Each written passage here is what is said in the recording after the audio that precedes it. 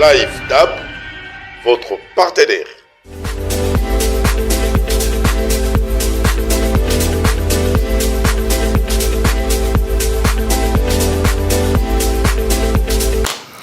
Merci beaucoup, amis téléspectateurs, mesdames, mesdemoiselles et messieurs, vous qui êtes en ce moment-ci une fois de plus pour suivre la revue de presse en ligne avec votre humble serviteur Amouli Bin Amissi Dédé.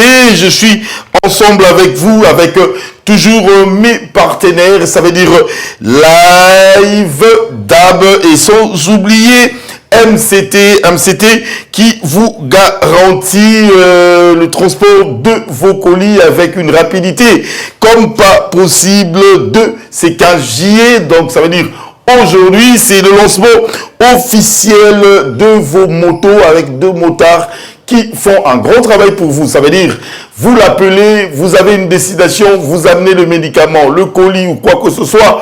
Avec MCT, vous êtes garanti à la sécurité, la fiabilité. Et sachez que c'est une entreprise qui vous garantit la rapidité.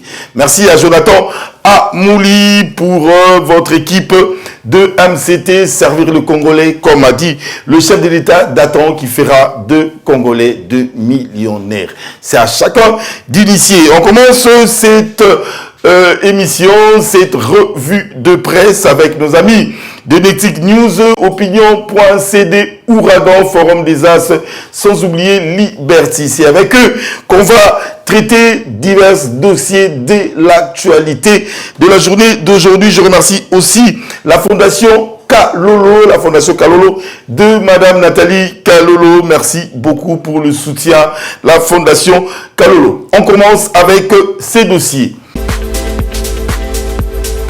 Nous commençons aujourd'hui, 15 juillet 2025, avec nos amis de Netic News de Gauthier C, qui nous parle du ministère des Sports.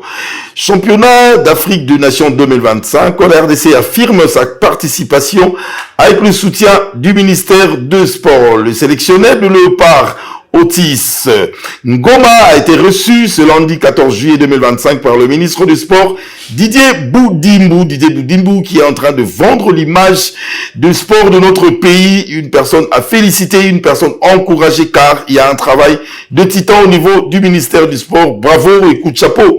Chapeau bas à Didier Boudimbu.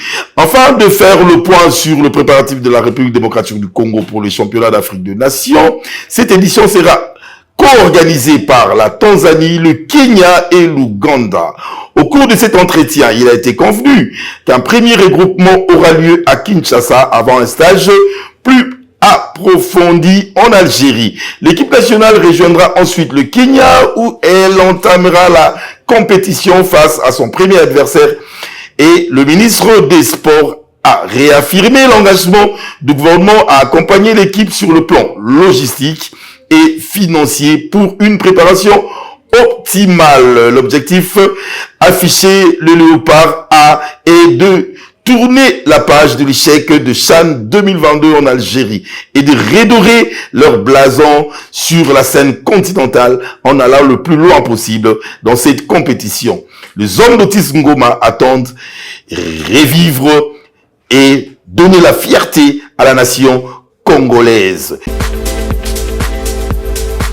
Netic News nous parle une fois de plus RDC, crise sécuritaire. La SENCO sur la ligne de front entre neutralité pastorale et soupçon d'alignement au M23. Alors qu'une partie de la République démocratique du Congo est sous l'emprise du M23, la posture des évêques catholiques, longtemps perçue comme une force morale et de médiation, est aujourd'hui mise en cause. Dans certains cercles du pouvoir, l'accusation est grave. La conférence épiscopale nationale du Congo, SENCO, serait complaisante, voire complice avec le rebelle et le régime de Kigali. Une accusation qui soulève de nombreuses interrogations sur la place et le rôle de l'Église dans un contexte de guerre. Une méfiance croissante entre l'Église et le pouvoir. Les substitutions ne datent pas d'hier. Depuis le début de la crise politico-sécuritaire, les relations entre la SENCO et le régime de Félix Tshisekedi n'ont cessé de se détériorer.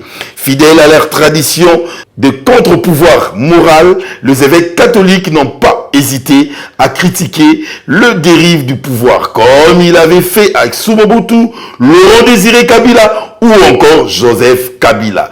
Mais cette fois, la critique a pris une autre dimension aux yeux de radicaux du régime. Le pasteur catholique aurait franchi la ligne rouge en adoptant une posture jugée ambiguë vis-à-vis de la rébellion du AM23. Jean-Pierre Bemba, vice-premier ministre en charge du transport, l'a exprimé sans détour, accusant implicitement la SENCO de déjouer le jeu de l'ennemi de la République. Opinion info.cd de notre ami, confrère Edmond Izouba, il nous dit ceci. Processus de paix en RDC. Judith Soumimoa rassure l'Union africaine sur l'engagement de Kinshasa après l'accord de Washington avec le Rwanda. La première ministre Judith Soumimoa Toulouka a reçu lundi 14 juillet 2025 à son cabinet de travail une délégation du panel de facilitateurs de la médiation africaine de paix pour la RDC, République démocratique du Congo. Cette mission de l'Union africaine, conduite par deux anciennes chefs d'État, Chadwick et Zaïd de l'Éthiopie et Catherine Samba Panza de la République centrafricaine, s'inscrit dans une dynamique de soutien actif au processus de pacification de l'Est de la RDC. Cette rencontre s'est tenue dans le cadre des efforts régionaux et internationaux pour consolider les avancées réalisées en matière de paix, conformément à la vision du président Félix Antoine Tshisekedi Tshilombo. Au sortir de la réunion, Catherine Samba Panza a souligné l'importance de ces dialogues avec les autorités congolaises. Il est important pour nous, dans le cadre de la mission confiée par l'Union africaine, de rencontrer les autorités pour comprendre leurs perspectives sur le processus de paix en cours et ceux déjà engagés. Notre objectif est aussi d'échanger avec les principaux acteurs de la crise et les populations locales pour renforcer les initiatives existantes, a-t-elle expliqué. Samedi 12 juillet, en l'amphithéâtre du Centre culturel de Kinshasa a accueilli une rencontre d'échange et de redevabilité. Objectif, ouvrir un espace de dialogue franc entre le dirigeant et les agents publics autour des actions menées, des obstacles rencontrés et des perspectives d'avenir. C'était avec le sénateur Gentini Mbaka Ngobila qui a répondu à l'appel de cadre de concertation et des agents publics. Suivons l'extrait de la vidéo. C'est ici encore une fois l'occasion pour moi de lui rendre un vibrant hommage au chef de l'État, garant de la nation, son Excellence Félix Antoine Tshisekedi Tshilombo, pour son implication personnelle à l'amélioration des conditions sociales des agents publics, y compris la police et l'armée, et cela partant de l'amélioration des salaires à la modernisation des cadres de travail jusqu'à la mécanisation des milliers d'agents publics à travers la République. Laissés pour compte depuis des lustres par l'ancien régime, mais intégrés aujourd'hui dans la chaîne de la paix des fonctionnaires de l'État. Je reconnais qu'il reste encore des défis. Et nous avons acquis des engins qui ont coûté 13 millions de dollars. Et la ville n'avait pas cet argent. Je suis allé voir le chef d'État, qui a donné donc le cutus à son ministre des Finances de nous soutenir dans ces projets. Et les 13 millions ont été versés directement à la société allemande.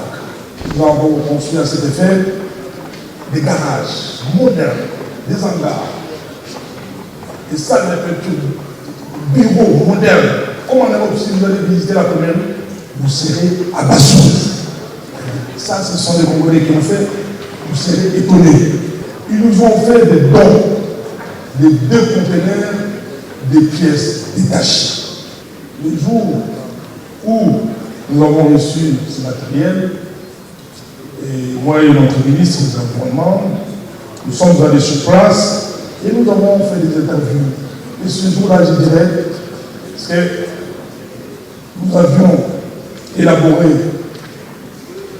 un plan opérationnel pour commencer le travail. Comme ça se fait en Europe. Mais comme c'est arrivé à la fin de notre mandat, j'ai dit à mes collaborateurs, bon, nous sommes à une semaine de la fin de notre mandat, on prend le plan opérationnel, on remet à notre successeur, on prend les argent, on lui remet. Et j'ai dit, voici, il ne faut pas parler de ça,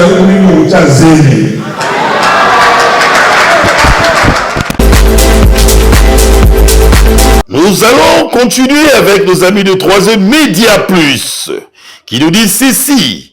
Congo central, la population de la ville de Matadi a exprimé ce lundi 14 juillet devant le bureau du gouverneur Grace Bilolo son ras-le-bol suite à sa passivité dans la gestion de cette ville portuaire de la République démocratique du Congo. Celle-ci fustige la recrudescence de l'insécurité et les embouteillages causés par 2 véhicules remorques, et ce, sous l'œil impuissant des autorités provinciales. Il convient de signaler que le dernier cas en date est celle même nuit où plusieurs hommes armés non autrement identifiés ont ôté la vie à un changeur de monnaie à sa résidence dans la commune de Nzanza, puis amputé un bras de l'un de ses enfants avec une machette avant d'emporter l'argent et d'autres biens de valeur trouvés sur le lieu. La population de Congo central en a ras-le-bol de Grace Bilolo.